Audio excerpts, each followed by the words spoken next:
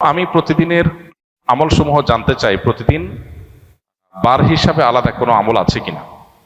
ভাইরা আমার, প্রাত্যহিক একজন মুসলমানের সবচেয়ে বড় আমল হলো 5 ওয়াক্ত নামাজ পড়া। পুরুষ জামাতের সাথে, মহিলা নিজের ঘরে খুব ধীরস্থিরতার সাথে সুন্দরভাবে খুশুখুজুর সাথে নামাজটা পড়া। দ্বিতীয়ত হলো তার আয় উপার্জন হালাল করা, কোনো প্রকার হারামের ধারে কাছে না যাওয়া। যত কষ্ট হয় হোক, যত স্যাক্রিফাইস করা লাগে লাগুক, তারপরেও সে হালাল উপার্জন করবে, হারামের ধারে কাছে যাবে না। তৃতীয়ত, একজন মুসলমান লক্ষ্য রাখবে যে তার প্রাত্যহিক আমলের মধ্যে কোনো মানুষের অধিকার যেন খর্ব না হয়, কারোর যেন অধিকার নষ্ট না হয়, সবার প্রাপ্য যেন পরিশোধ করা হয়। এই ব্যাপারটা তিনি সযত্নে খেয়াল রাখবেন। এর পাশাপাশি তিনি লক্ষ্য রাখবেন তার দ্বারা কোরআন হাদিসে যে সমস্ত নিষেধাজ্ঞা আছে, যেমন চোখের গুনাহ, মুখ দিয়ে মানুষের কষ্টের কারণ হওয়া, অন্তরে কার প্রতি হিংসা রাখা, আরো যত গুনাহ আছে এগুলো থেকে বেঁচে থাকা।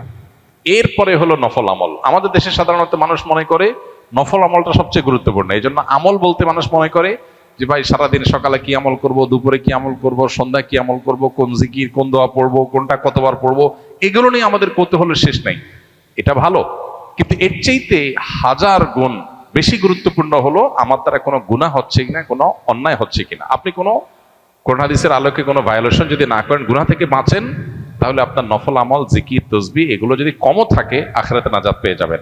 আর জিকির, তসবিহ আমল দিয়ে ভরে ফেলছেন, কিন্তু আপনি গীবত করেন, আপনার অন্তরে হিংসা আছে, আপনার অন্তরে দুনিয়ার মোহ আছে, আপনি নামাজের ত্রুটি করেন, আপনার অন্যান্য ক্ষেত্রে হালাল হারামবাজ বিচার নাই, আপনি পর্দার বিধান মানেন না, তাহলে সেক্ষেত্রে এই সমস্ত নফল আমলের কোনো মানে হতে পারে না।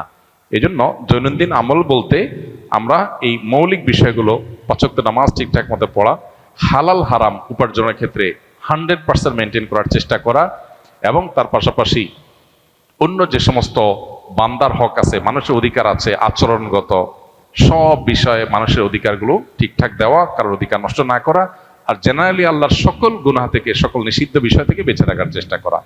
5 নম্বর হলো নফল আমল, সকাল সন্ধ্যার দোয়া, কোরআন তেলাওয়াত, জিকির, আজকার, তাসবিহ এগুলোর সাধ্য অনুযায়ী বেশি বেশি পরিমাণে করা। তাহলে এই যে গুরুত্বের বিচারে কোনটা আগে কোনটা পরে, এই প্রায়োরিটিটা আমরা অনেক সময় বুঝি না। না বোঝার কারণে কম গুরুত্বপূর্ণ বিষয়ে অনেক বেশি সময় দেই, আবার গুরুত্বপূর্ণ বিষয়ে একেবারেই বেমালক ভুলে যাই। তো এই জিনিসটা আমাদের খেয়াল করা দরকার।